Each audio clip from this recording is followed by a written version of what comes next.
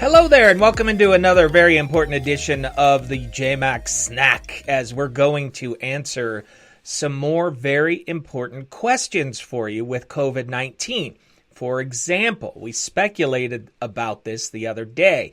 Can your employer force you to get the vaccine? Can a school force children to get vaccinated? What about allergic reactions? And what if you've already had COVID? Do you need to get the vaccine? Do you know the answer to that question? And what are the potential side effects?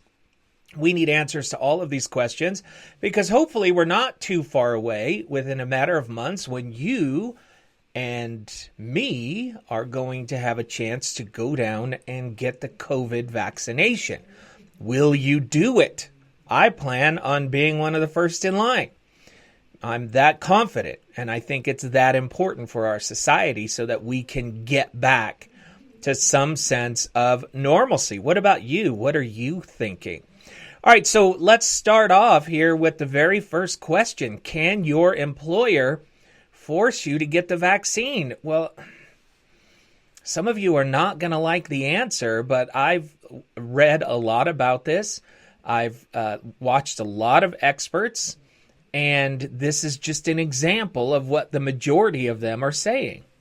The simple answer is yes. As employers consider whether to recommend or mandate the COVID-19 vaccine, Indianapolis employment law attorney John Haskins says it's their right to do so, but there are exceptions. The employee has a serious medical condition that would relate to a vaccination. Under the Americans with Disabilities Act and Title VII of the Civil Rights Act, employers must provide reasonable accommodations to people with qualified disabilities or religious objections. It might be requiring somebody to work remotely if their job, permits that. If an employee has a medical or religious reason they cannot get the vaccine required by an employer, Haskins says, speak up. Those that didn't request an accommodation or give a reason, they are certainly most at risk for obviously losing the position. Haskins says employers are awaiting guidance from the Equal Employment Opportunity Commission about the next steps. Whether or not that reaction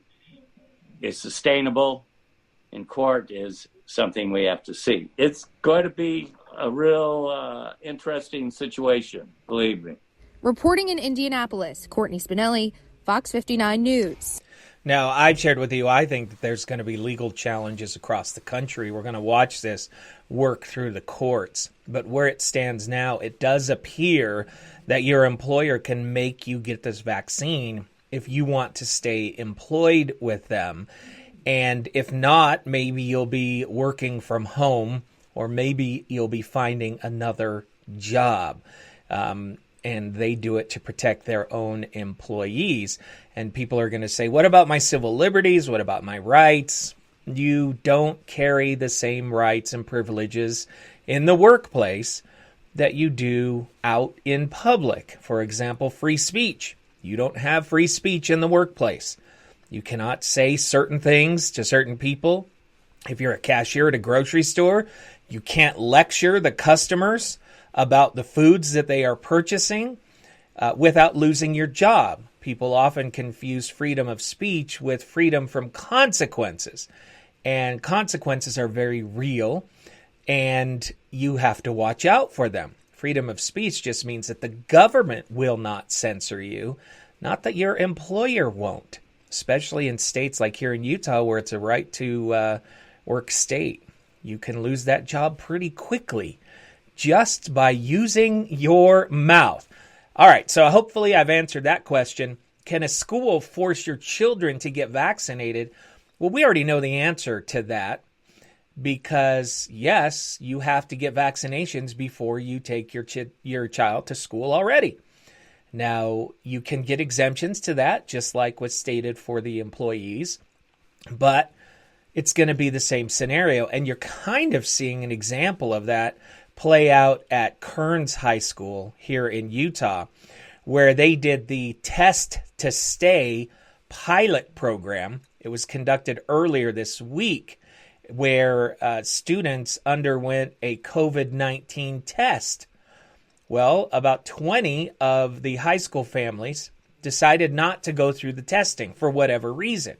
So Kearns High School has politely said to them, you need to stay home and you need to continue to distance learn. Everybody else is welcome to come to school, and not everybody is very happy about that. So bottom line is, yes, schools can require it.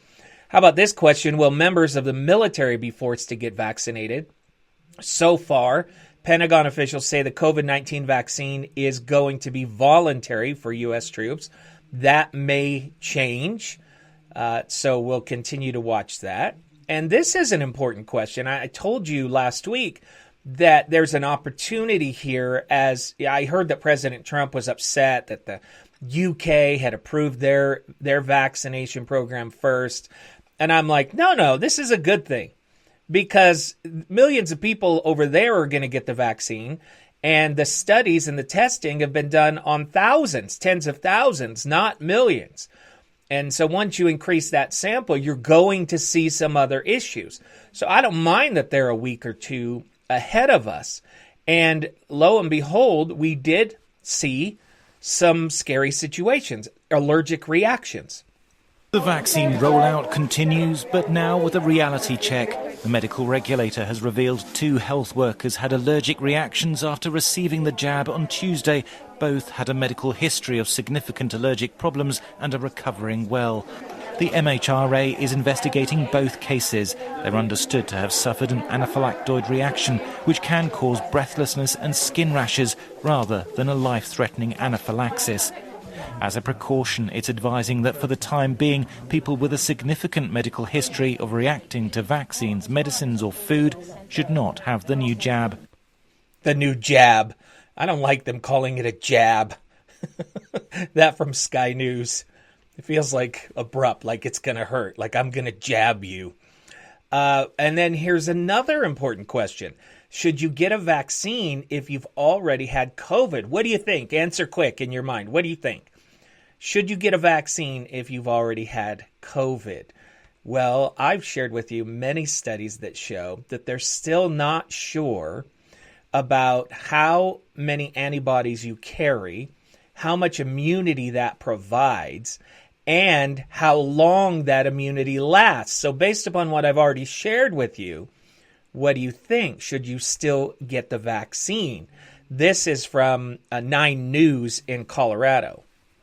A viewer wrote into our Verify team saying she and her husband had COVID at the beginning of November and asked if that means they are immune or if they will still need to get a COVID-19 vaccine. It's a good question, so let's verify.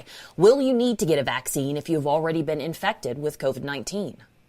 Still be recommended to get the vaccination, even if you've had natural infection and recovered, because as we're seeing, those antibodies can wane. Now, the vaccination may also have antibodies that wane, so it's entirely possible that the vaccine is also something that we're going to get year after year, just like we do with the flu shot, for example.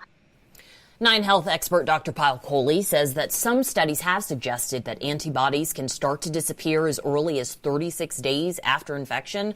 The CDC's website states that cases of reinfection with COVID-19 have been reported, but they still remain rare. So we can verify that, yes, even if you have been infected with COVID-19, it will still be advised to get a vaccine once it becomes available. And as I've said, with all the research that I've shared with you, I'm not surprised by that. But that's also why I was surprised when I heard President Trump make the following statement. It was the way it ends. Plus, you do have an immunity. You develop immunity over a period of time. And I hear we're close to 15%. I'm hearing that. And that is terrific. That's a very powerful vaccine in itself. So you just heard an expert say, we don't know how long the immunity lasts. And I've heard this from Fauci, Dr. Birx. I've heard this. You see that I watch news from other countries. I've seen it from their epidemiologists. We don't know how long your immunity lasts if you've had COVID. And here's the President of the United States once again failing to find out anything more than just his knowledge that already exists about vaccines and about whether when you get sick, if you have immunity. And he's just spouting like he already does. Now, how many people saw that and they said, oh, good, I don't have to get the vaccine because I had COVID. It just continues to blow my mind what this man, what he does. People think he's hardworking. I don't think he's hardworking at all. We know he doesn't attend many of these meetings. He just knows better than everybody else, than all of the other epidemiologists. And it's going to affect all of us. If there are millions out there saying, I got COVID, I'm good. Just stop it. It drives me crazy. Okay, finally, we'll end this JayMac Snack with this question. What are the potential side effects? If you're thinking about pondering whether or not you should get the vaccine, then you should know what types of side effects you might be facing. This is from NBC in the Bay Area. The day that I got the shot, my arm got pretty sore. And then the next day when I woke up, I just had some kind of general fatigue. He says he wasn't alarmed by it because he was given this list of side effects to expect, which include tiredness, chills, loss of appetite, muscle aches, and sweating. And it only lasted that one day, and then it was gone the next day after that. Infectious disease Dr. Peter Chin Hong says 25 to 50% of the 75,000 patients involved in the Pfizer-Moderna trials experienced some side effects. 15% of those more serious and took more than a day to recover. It's your body's immune system trying to get activated because it's seeing this new thing. And that way that it gets activated is the way you're feeling, which is inflammation. So again, that's mild side effects for most people, and it's just a sign that things are working. So with that information, I will be getting the vaccine. How about you? You may have to get a new one every single year. So we'll wait and see how that happens. We don't know how long that immunity is going to last. Hopefully this has been some good information for you. If you learned something, please take a minute and become a patron of this podcast with a monthly donation. You can scan one of the QR codes that you see on the screen to make a monthly donation or a one-time donation. Anything you can do will help me continue to bring this information to you every single day here on the JayMac News Show. Or just check in the description wherever you're watching or listening, and you'll see a link there. Thank you for listening, and more JayMac Snacks to come.